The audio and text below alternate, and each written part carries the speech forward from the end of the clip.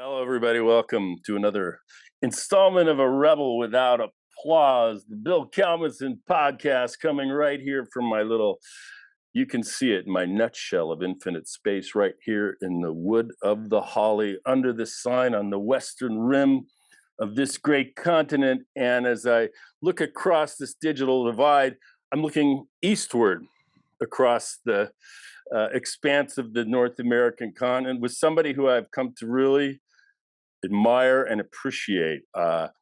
He led me and another fortunate few through one of the greatest voyages of my own life. That is the Grand Canyon, the Colorado River, starting at Lee's Ferry and traveling 226 miles through a nice, beautiful S-like arc to Diamond Peak, 226 miles of adventure and insight. And he's here with me today, not in the rubber boat that I was looking at him for so long, but in the comfortable confines of his home in Prescott, Arizona. Welcome to the podcast, Kevin Greif. How are you? Yeah, good to see you. Yeah, likewise. And how are you doing after the trip? Or maybe you've been back and done another one. I don't even know. No, that was the last one of the season for me, and I've been kind of back to sort of the other life, doing construction. We've been actually moving, so packing and unpacking boxes, and but I'd much rather have my seat wet. Oh, okay. The rubber seat wet. That's right. Well, I have to say that after 2 weeks under the stars, I'm still learning to sleep again with a roof over my head. And I've done my best, as I told you earlier, to kind of extend this trip through a literary journey, including the Federico books, Emerald Mile, A Walk in the Park, Colin Fletcher, and of course the father so much of river rafting, at least through this river, John Wesley Powell. And I read this book that you kindly recommended, A Westerly Trend by Godfrey Sykes, which I just mentioned to you earlier, but it reminded me, of course, of Mark Twain and his book Roughing It, but also of you. You referred it to me, and I couldn't help but think of the parallels about people coming west from the east, in his case, England, by way of New York, and reinventing themselves under the broader Western skies. And I just wanted you to reflect on that as a way to get started. Well, I think um, as I kind of mentioned previously, I think his journey was pretty different from mine. He came to the East Coast, and things were not nearly as developed as what I experienced. But I think there's always been sort of this westward expansion, promotion, go west, young man, and that whole kind of uh, pressure to see what's out there. Um, and for me, I traveled west actually while I was still in school and spent a lot of time sort of actually going to hitting as many of the national parks as I could, and trying to hike around and see what I could. But I saw early on, I saw a real difference between sort of the outlook in people in the East and people as I got farther west. And the idea of people having some room to move, and also for me, I think the a big driving force was that people in the West seemed to have their kind of hands on something, so it was sort of less a culture based on uh, influence and paperwork. And I felt that the people in the West were more closely related to what they were doing. They could kind of see what they were accomplishing, and that it was uh, just more visible. But I think the appeal of the canyon is and sort of being out in that kind of environment is, in large part, being able to disconnect for a period of time from everything that kind of keeps us busy when we're not in a place like that. Well, I could say that within the few hours where, within probably minutes, when my cell phone service was no longer blinking back, I didn't suffer for it at all. I felt free from it. And, when I think about this trip, because I'm really still processing it, because it's a trip that the river, affects us on so many levels. First of all, it is, at least as I felt, a trip through deep time. The history of this earth is written in rocks. Sadly, I can't read it as well as I can books and Shakespeare. And you guys really were helpful to understand that. But that was mind blowing. The current political dimension of how that river just, well, there is no West without the Colorado River. I mean, it powers and irrigates and, life in, California, Arizona, Vegas, the lights, the power, all this stuff. And it's, as you said, it's probably the most litigated piece of water on earth. There's a lot going on. I mean, there's so many different facets to what you can kind of experience there or learn there, and you the geology gives us kind of a window into what this place has looked like over the last billion plus years, which is kind of unfathomable in a lot of ways, but it does make you recognize sort of our place in that timeline, which is pretty minute. Yeah. And then you think about the different cultures that have been there and used the place, and the significance it's had to them, and still has with their descendants. The disconnect that you get from turning off the phones and the noise that we hear day to day is a big piece of the way people start to feel down there. Um, at the same time, I think you and I are real fortunate to see it the way we did, because over time, um, it it has changed, and it will continue to change to the point where um, there's significant concern about dewatering the system, and the politics of water in the West are really tough. We spoke a little bit earlier about you know we were on a volume of water that was 10,000 cubic feet per second Mhm. flowing by, but none of it gets to the Gulf. Right. And the human history is going on there, both sort of the prehistoric, and then all the way up to crazy things people are doing in the last 20 years, trying to make speed runs down through there, and Yes, the book.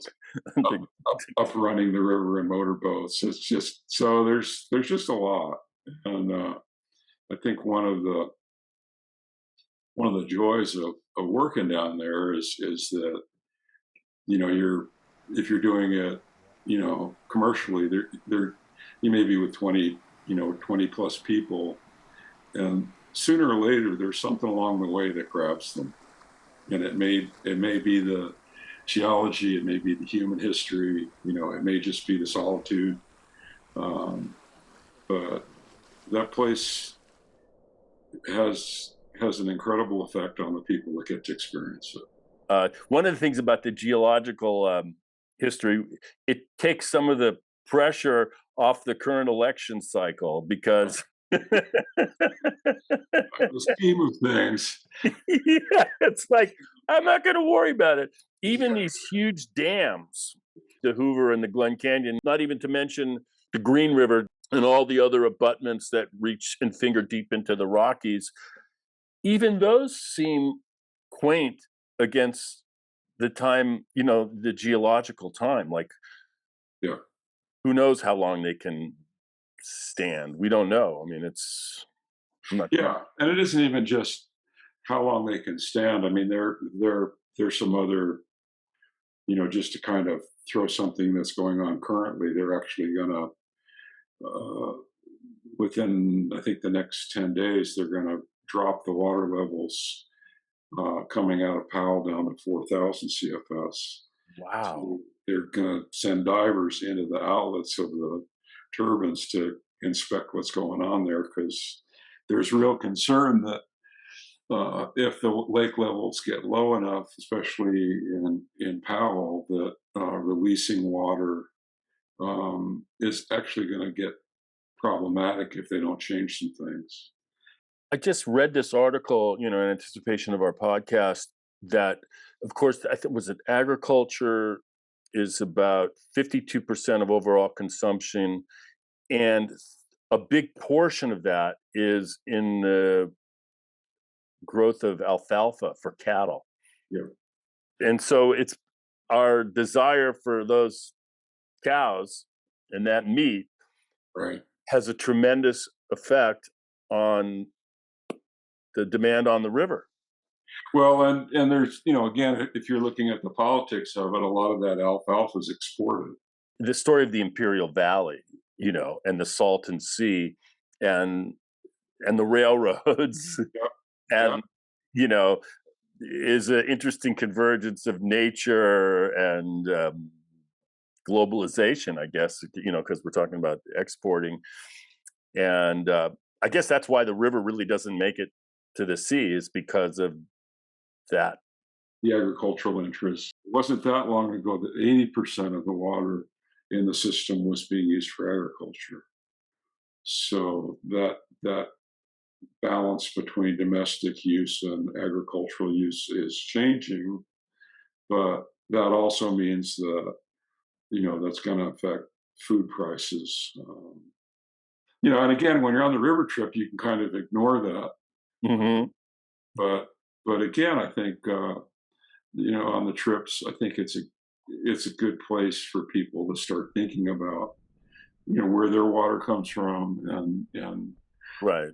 use that as a way to make people aware of sort of our connection to these resources, and how we're Yeah, I mean, taxing them.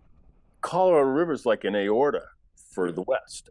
I mean, it powers us, it feeds us, it irrigates us. Every time I flush a toilet in Los Angeles, the water's either coming from the Feather River, yeah, the Owens River, or the Colorado River.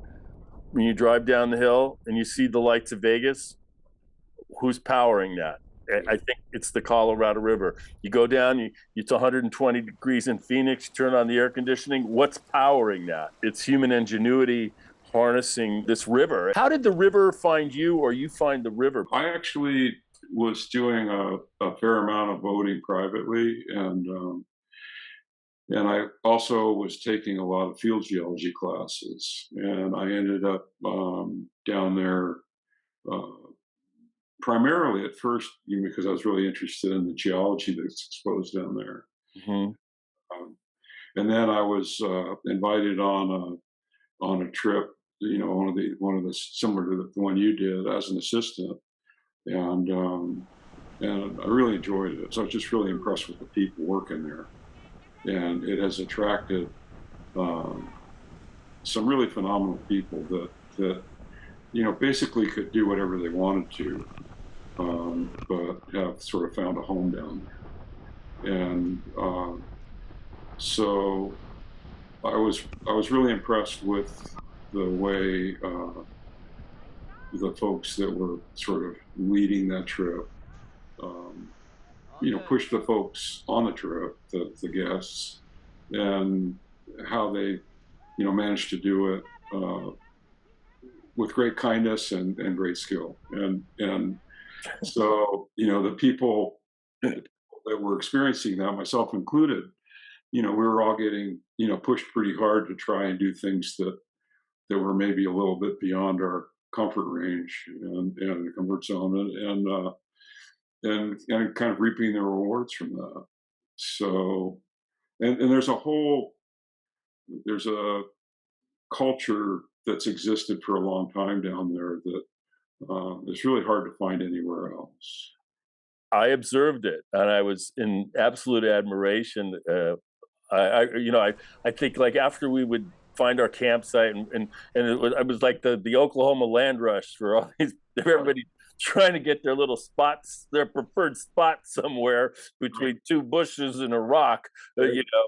But then while that was going on, you guys converged quietly on one of the inflatables and cracked open whatever you guys were drinking and were telling stories, and I could see that beautiful fraternity and sorority or whatever you want to call it, because it's not just guys with beards, it's these incredibly accomplished young women as well. And I could see the bonding and this great culture, really a subculture, of these river guides, and to have earned a place on that trip and those others, I'm sure is not easy. And I was doubly impressed with people's capacity for work and, Yeah. like crack a dawn, the coffee, the whole thing, load, offload, the food. These people were so multi-talented with advanced degrees in various disciplines that generally, shed light on the canyon and the voyage, whether it was geology or whatever. So I could see that, and I was like kind of looking. I go, yeah, I'm kind of jealous. That's a pretty cool culture those guys got down there. Well, I was a little too jealous, You so were. I figured I was going to try it. It took me a while to get there. I did a couple of trips, and my background was I was working in construction, and the boating skills that were that you need down there. I was not feeling competent enough to do it, and I think for me um, the biggest concern was that I didn't want to do it if I felt like I was going to hurt anybody. And I could see that these folks very subtly were very conscious of where the risks were and trying to do everything they could to make it a safe trip and enjoyable trip for the folks going down. Um, but it's a challenging place in a lot of ways. It's not entirely a walk in the park. It's difficult to do it without having some concerns along the way. And you try also not to transmit that to the folks that are on the trip. But some of those meetings where we're sharing stories are about how do we make this work effectively, going forward and keep it safe. Well, I personally was very gratified that I got out of there without a scratch, and I was very grateful Yeah, for my good fortune, because honestly, you could just slip and sprain an ankle, and then it's you had a tough haul. And then, of course, when we did get out, we I think we kind of missed some major flash flooding, because, as I understood it, when we got out, it was in the news. There had been some fatalities, I think, in some of the feeder canyons with flash flooding. I'm not quite we sure. actually saw it. I don't know. When we went through both Bedrock and Dubendorf, we scouted those rapids Hmm. for those, but both of those have blown out and have changed significantly. And that's actually where people were getting in trouble. So that had happened a few days ahead of us, but it was definitely those were not rapids that we typically scout. But so when you kind of see those changes, you don't want to just kind of go in there without having some idea of what's changed and how you're going to deal with that. So when our first day, I mean, the morning that we left, it was pouring rain in Yeah, uh, Flagstaff. I said, "Oh my God, this is going to be tough." Holy, And then we got there and it was sunny and we took off. But then that evening, as I recall, it was very steady yeah, rain. So those rains generated the flash floods a few days ahead of us that caused all the trouble, I guess. Well, and keep in mind too that the storms down there, especially during monsoon season, can be really localized. So, like the bedrock, the one of the rapids that we scouted, that rapid hasn't flashed in a long time to that extent. So something up that drainage, um, it got a lot of water in a short period of time. But the other thing to keep in mind is that some of the drainages are really long, and some of the drainages are relatively short. So something like Havasu flashed while we were in there, and that's a really long drainage. There's a big basin feeding that, and then the Little Colorado is a long drainage that goes clear to New Mexico. Hmm. Waters of that one. So you can be down there bright sunny days for a week and see a flash flood. Right. So it just depends on which drainage is getting hit. And also those drainages in the upper reach, where at least Ferry in that vicinity, are relatively short. So Okay. what contributes to those drainages, it's really pretty unusual. The Paria, which was the one that turned the river muddy early on, Hmm. that's a long drainage. So Right. that one runs, fairly frequently. But once you get kind of past that, then where we were in the rain, those drainages, don't accumulate that much. So that we're talking about Marble Canyon, really the higher upper levels. It doesn't branch out. I remember very distinctly because I saw you. I like to fly fish, and I go, well, this river looks gorgeous. And we just the first bend, the Pariah River, and it was chocolate milk. And Yeah, just as you said, I go, well, that fly rod's not coming out. yeah. It that time of year, it's pretty unusual to see green water, but it was a little murky on the way down. But that's the way that river really should be. I mean, if the dams weren't there, it It would would be mud. it would be mud all the time. I mean, it's a very the landscape that we camped in is much altered from what was there before dams. So it would have been mud and dirt rather than sandy beaches and Right. muddy water. And And also very big annual yeah, fluctuation in cubic feet per second or CFS because I think it could go up to 100, right? These are pre-dam periods. yeah. There would be no place to camp at those levels. It would At the high flows, and actually it would rip out most of the vegetation that we saw along the river. So the mesquite trees, the bigger trees might get established, but a lot of the sort of greenery that we saw below the high water mark just would get ripped out in the springtime. So it was a very different place actually when Powell went through, and even up until with there were a couple of guys that swam the whole river. That's a great story. Uh, but when they went down, people were concerned about quicksand because there was that kind of silty sediment rather than again the well sorted sandy stuff that we were seeing. Oh, so prior to the dams, there was more of a quicksand risk than. Yeah, it was silt and mud and goo. Well, I can just say when I would, because for me, was so much fun was honestly the stand up paddleboarding, the sections of the river that I was allowed to. Thank you for Yep. protecting me against myself. I really appreciated that. And of course, the Glen Canyon Dam isn't the only dam. There's is it the, I always get it's the Flaming Gorge. Gorge and the Navajo Dam up there on the San Juan, and yep, Yeah, all these dams. Um, I read the Edward Abbey books many years ago. The Monkey Wrench Gang, I guess, is the most famous one. yeah, And I guess the basic theme of those books is, these people are scuttling these construction projects in the West, generally dams. yeah, And I have just mixed feelings about it because I really don't, I took a shower this morning. Yeah, yeah, we're I had salad for yeah. dinner last night.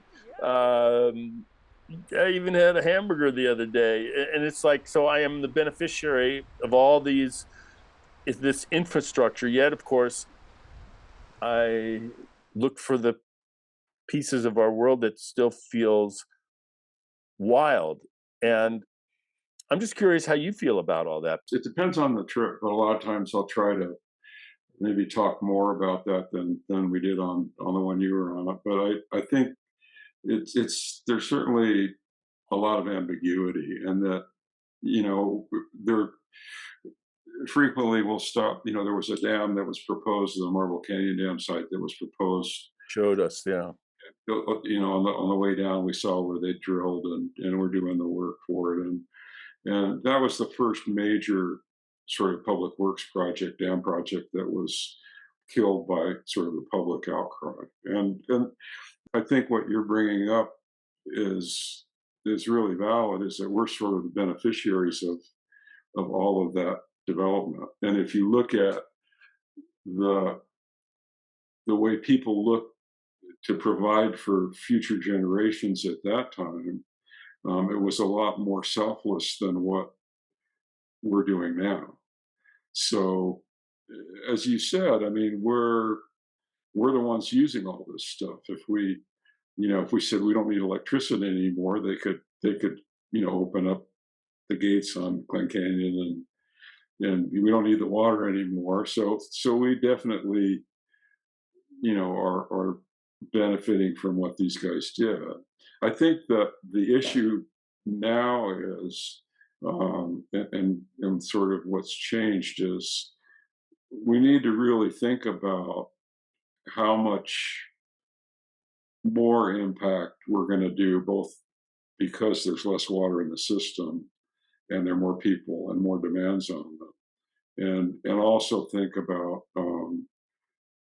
were there other places that were having those kinds of impacts that we may be able to reduce, or at least make people aware of how we're changing these places. I mean, I this summer I got to take my grandson down the river, Okay. and one of the reasons I've been trying to hang in there long enough to do this stuff is I wanted him to see it the way it is now, because when he's my age, who knows what that place is going to look like, and whether we'll have the political will to not have more impact down there. So I think one of the reasons to get people down there initially, or what kind of built the river industry, was the Sierra Club trying to show folks what was going to get buried. Um, I think in the present, um, we're we're much less inclined to to make sort of a soapbox out of it down there, and talk about it with folks. But I think we should. I think we're definitely having a continuing to have more and more impact. But 100 years from now, who knows what's going to be? Well, just when I read the article, it just seemed like the the agricultural demands on alfalfa, just Yeah, specifically, which is cattle, yeah, which is methane gas, which is global warming, is a spot or an area where progress can be made. yeah. It's to me. By And the way, this even is my there you go. I know that cup.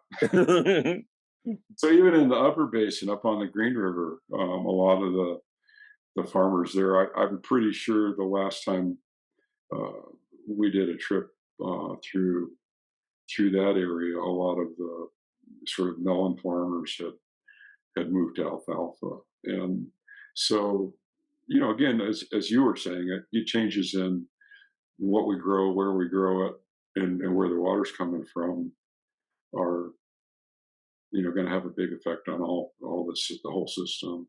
Yeah. Now, talk to me about these folks that basically have been running these trips now for quite a while, only through the Colorado River or also the Green River as well? Is that The history as I know it, and I'm sure I may not get it entirely right, but the the fellow that started it was a fellow named Lou Elliott, and he Mhm. was involved with the Sierra Club. He was a printer in California. Huh. He also sort of was one of the people that would help outfit the river trips that the Sierra Club wanted to do over there. And he also started ARDA, which is, I think it's an American River and Trails Association, which is a nonprofit. And they were doing rivers all over the West and still are. Um, Ultimately, they spun off ASRA. It was a separate permit, as I understand it, and they're doing a great job. It's interesting. I mean, one of the things I think about the culture is it extends up the food chain as well, and a lot of the people involved that have been in families that have been involved forever and have made good decisions for the right reasons for a long time, and encourage others to do so. Well, So I was just particularly amazed about the logistics of making a trip that work. I mean, yeah, all I had to do was get there basically yeah, yeah, and have my carabiners unlocked. Uh, right. uh, but the logistics in terms of feeding people for what, 3 meals a day, not including all the gorp snacks, um, the for 2 weeks, the camping, the gear, how it's stowed, how it's offloaded, how we broke everything down, and the fact that we left no trace, Yeah, as far as I could tell. yeah, Pulling in and out the waste, the Groover experience, the whole thing was um, really fascinating. And on another level, it's just like it helped me understand like why Homo sapiens have had success, at least in numbers, is that our capacity for planning and cooperation yeah, and teamwork makes this possible. To do this by yourself, I don't know, we have these mythologies about these solo things, but really to make things work, as comfortable as it was, it requires, logistics and teamwork. And you guys were just brilliant. And, I don't want to just, well, it's evolved. I mean, it's basically, the learning curve is what, probably from probably the late '60s, when things started, the numbers started going up,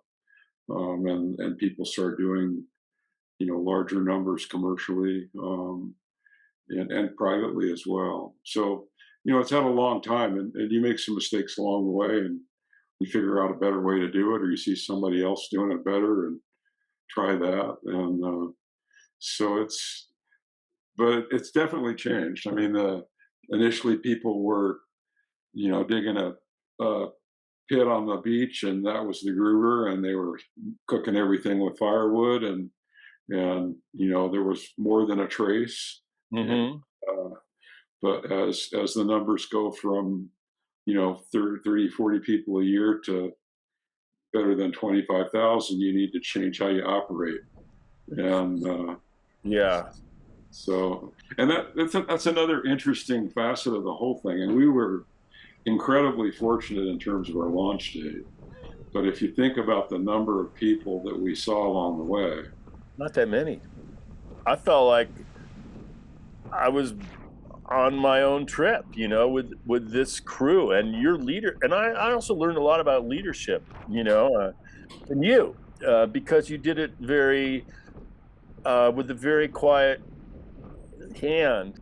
You made really good decisions. Like sometimes, the group's a little tired. Okay, we're going to chill here and then maybe take a hike. And then people are a little, especially I think for a lot of us, myself included, the first day or two, bam, and rain, and like there's a lot of stuff coming at you. Groovers, like this, that.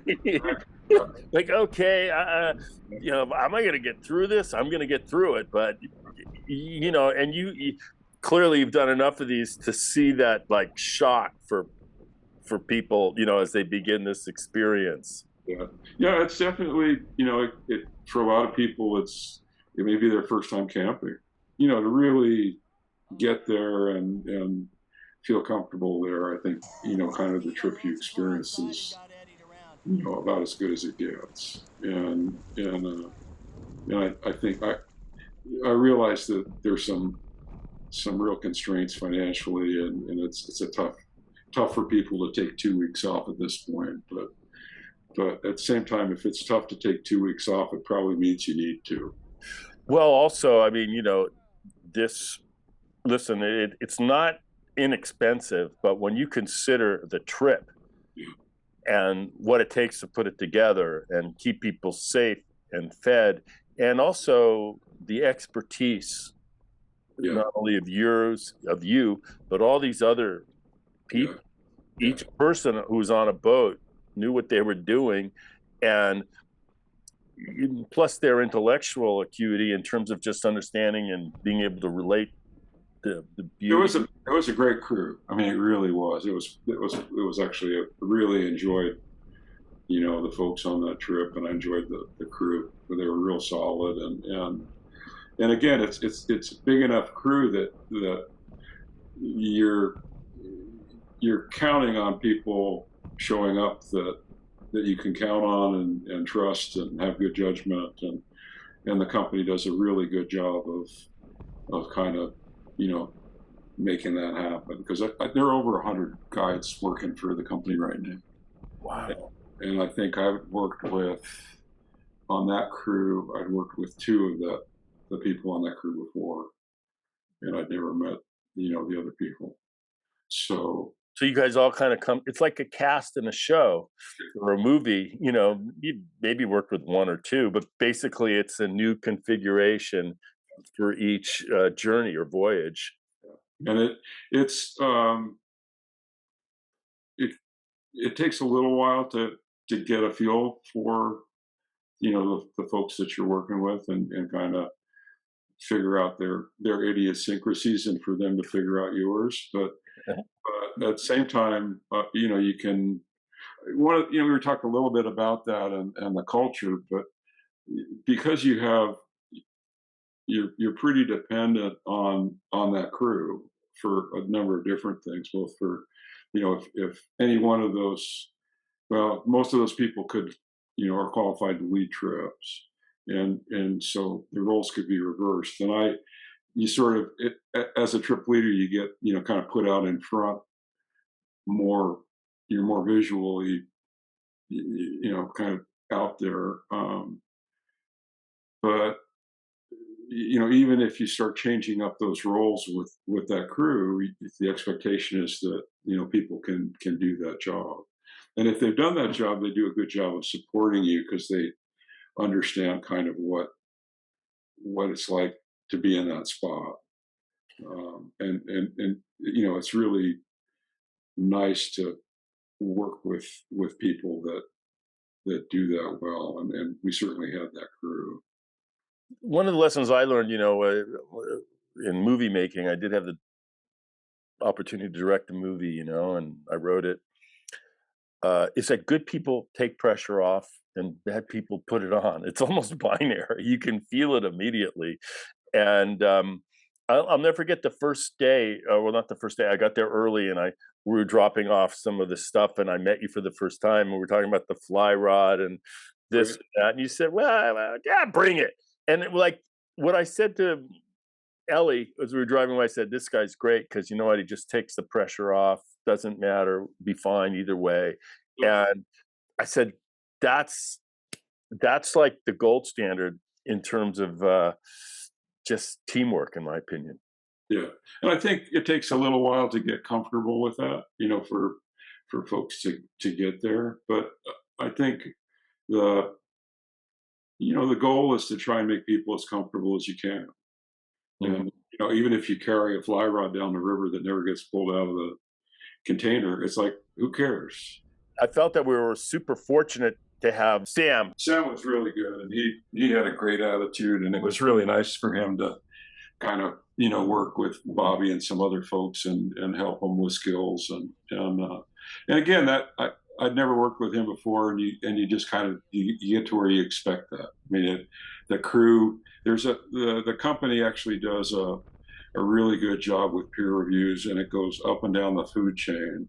So there's an expectation that that the people that have more experience will kind of show the folks that are coming on some stuff, and vice versa. I mean, I every trip I do, you learn something or you have some more questions, and that's what keeps it interesting. The a lot of the stuff you kind of do more than once. So Yeah. Well, I feel indebted to you for the experience that will last me a lifetime. And not only that, it's triggered a literary journey. It's the power from, was it Hoover Dam, and I think the Grand Coulee Dam up in the Columbia, that won World War II. on Hoover Dam, if you cross actually I think that bridge bypassed it now, but there used to be these big round stone kind of buildings on each end, and they were gun turrets, and they were there in the Second World War. They were concerned that dam was a target and would get blown up. Kaiser Steel and Liberty ships that were built in Southern California were powered by that river. Yeah, yeah. That's where the energy crossed those wires in the desert. So it's like, it's just, I would like to see the river make it to Baja. That would be. It did. I don't know if you heard that, but at one point there were a bunch of sort of nonprofits that actually managed to negotiate some water rights, and they let they had the river run, out into the Gulf. And the people down in Mexico, they were running up and down the river on horseback and celebrating seeing, water flow through there again. But it was pretty short lived. It's getting more and more difficult to come up with that kind of, water right to, the users upstream see that as wasteful.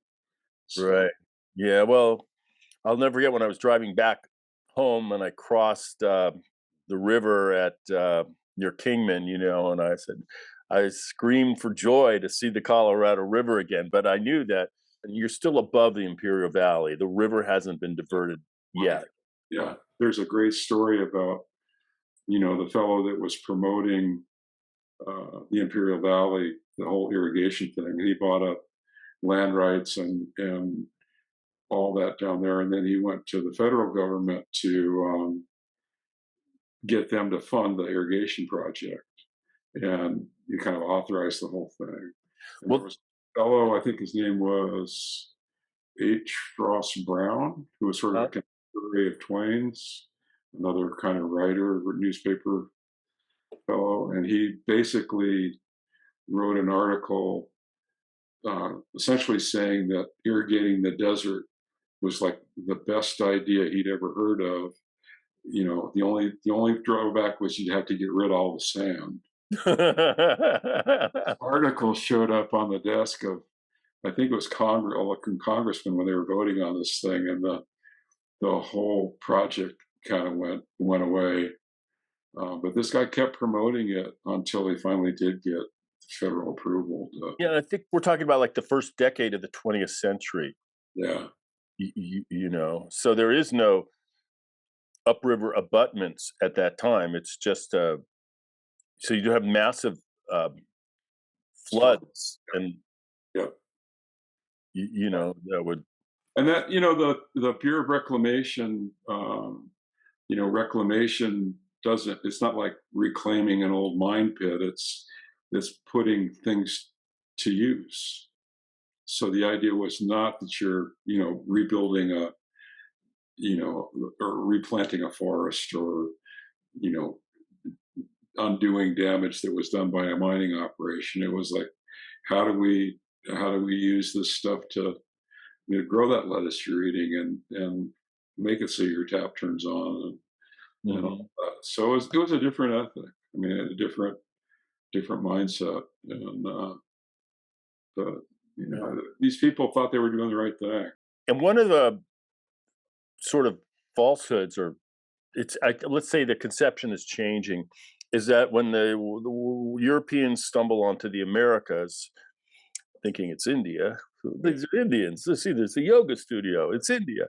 Um, that it was this virgin, wild, untapped place, when in fact it was already an environment that had been massively reshaped by humanity Mhm. uh, before. So we have this idea that there's this just perfect wildness that existed before Columbus and the rest of them, arrived. But there's an emerging truth that's actually quite different right now that a lot of these scholars are kind of coming up on. Not that the tribal people changed the Colorado River to the extent that we have in the last 100 years. Even down there, and a lot of the trails that we're using are archaic trails that people would lay claim to, and you know their camps down there that like Bass Camp is in an area where essentially there's an arc site there, so he was not the first one to figure out that was a good place to hang out. Mhm. Right. So I think that the distinction is we can do a lot more damage than they can. You're right, and the history of humanity is intimately intertwined with how we manipulate those two hydrogen and oxygen molecules. Yeah, Yeah, it's a that's it. resource. Yeah. Yeah. Well, Kev, firstly, it is great seeing you again, and I wanna thank you for really, for me, was a great experience, not just the river, but just sitting on your boat and those great conversations. And I feel like I've been privileged enough to extend it on this podcast. It's good. So I want to thank you and all those other your team for this experience. Thanks, man. And Yeah, it was a great trip and good seeing you and good talking with you. And I'll send you some titles. till next time, namaste, shalom, and aloha. By that I mean namasaloha. Wow, here we go. See ya.